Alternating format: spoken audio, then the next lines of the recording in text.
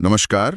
आज हम हिंदी साहित्य के एक बहुत ही महत्वपूर्ण उपन्यास पर बात करने वाले हैं। जी मुंशी प्रेमचंद का गोदान, जो 1936 में प्रकाशित हुआ था। बिल्कुल। हमारे पास जो सामग्री है वो एक इसका सार है, एक किसान के संघर्ष और उसकी उम्मीदों की कहानी। हाँ, और गोदान सिर्फ एक कहानी नहीं है, ये उस जमाने के भारतीय गांव के समाज का, आप कह सकते हैं, एक जीता जागता दस्तावेज है। सही। प्रेमचंद ने इसमें सामाजिक यथार्थवाद, मतलब कि समाज की जो कड़वी सच्चाइयां हैं, उन्हें बिना किसी लाग लपेट के दिखाया है, बहुत गहराई से। तो कहानी का जो सेंट्रल कैरेक्टर है वो है होरी महतो, एक बेहद गरीब पर ईमानदार किसान। जी।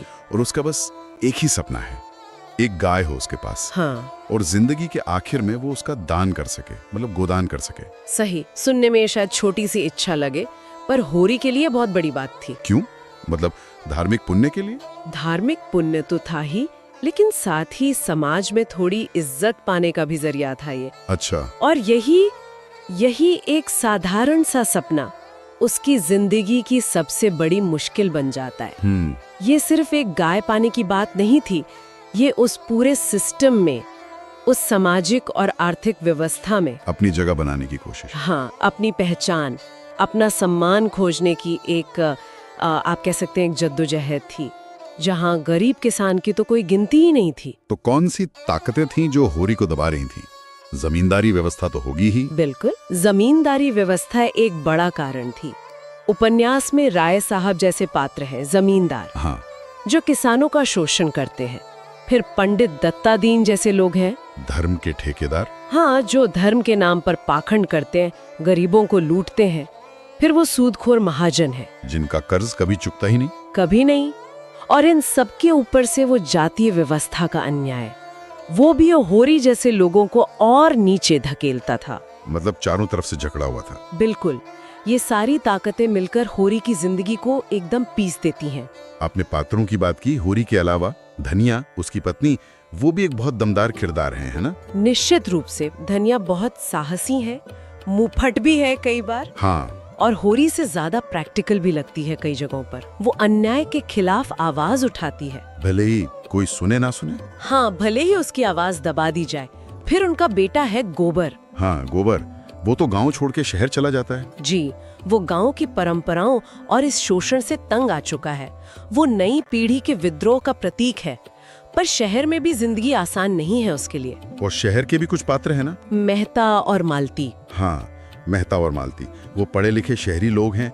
उनके जरिए प्रेमचंद ने वो जो आधुनिक विचार हैं और गांव की जो पुरानी सोच है, हाँ, उसके बीच का जो टकराव है, जो विरोधाभास है, उसे दिखाया है। तो अगर हम थोड़ा बड़े पर्सपेक्टिव से देखें तो उपन्यास के मुख्य विषय क्या हैं? शोषण तो साफ दिखता है। शोषण तो है ही, किसानों का आर्थिक शोषण, सामाजिक शोषण, वो तो बिल्कुल सामने है। इसके अलावा जाति का भेदभाव और लिंग के आधार पर जो अन्याय होता है, वो भी बहुत अहमियत से दिखाया गया है। महिलाओं की स्थिति? हाँ, महिलाओं की स्थिति, चाहे वो धनिया हो या झुनिया जैसी दूसरी पात्र हो, उनकी दशा बहुत मार्मिक ढंग से दिखाई है प्रेमचंद ने। और धर्म का दुरुपयोग भी। बिल्कुल, कैसे धर्म को भी कंट्रोल करने और फायदा उठाने का एक हथियार बना लिया जाता है। और इन सब के साथ वो जब परंपरा और आधुनिकता के बीच की कश्मकश है, वो तो पूरे उपन्यास में महसूस होती है। हाँ, वो पूरे उपन्यास में चलती रहती है। और फिर कहानी का अंत आता है, वो तो मतलब बहुत ही दुखद है। होरी जिंदगी भर गोदान करना चाहता है। हाँ। लेकिन आखिर में बिना गाय दान किए ही मर जाता है। हाँ, वो सीन बहुत ही पावरफुल है और विडंबना से भरा हुआ। होरी मर रहा है और पंडित जी आते हैं गोदान के लिए पैसे मांगने। उसी वक्त तब धनिया घर में जो थोड़े से पैसे बचे होते, वो पंडित के हाथ में रखती है और कहती है, क्या कहती है? वो कहती है, महाराज, घर में न गाय है, न बच्चियां, न पैसा। यही पैसे हैं, यही इनका गोदान है। इसका क्या मतलब समझे? इसका बहुत गहरा मतलब है।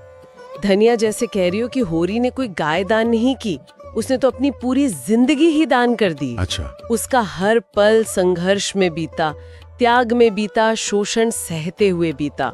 वही उसकी असली भेंट थी, वही उसका असली गोदान बन गया। प्रेमचंद यहाँ दिखाते हैं कि कैसे ये जो धार्मिक कर्मकांड का विचार है, वो भी शोषितों के लिए एक और तरह का शोषण बन जाता है, जबकि उनकी जिंदगी खुद ही एक बलिदान होती है। तो गोदान सिर्फ एक किसान की दुखद कहानी नहीं है। बिल्कुल नहीं। ये उस पूरे सामाजिक आर्थिक सिस्टम पर एक बहुत तीखा व्यंग्य है। हाँ, जो गरीबों का, किसानों का, महिलाओं का लगातार शोषण करता है। प्रेमचंद किसी को हीरो या विलन नहीं बनाते, सही, बल्कि वो हालात और व्यवस्था की जो क्रूरता है उसको दिखाते हैं।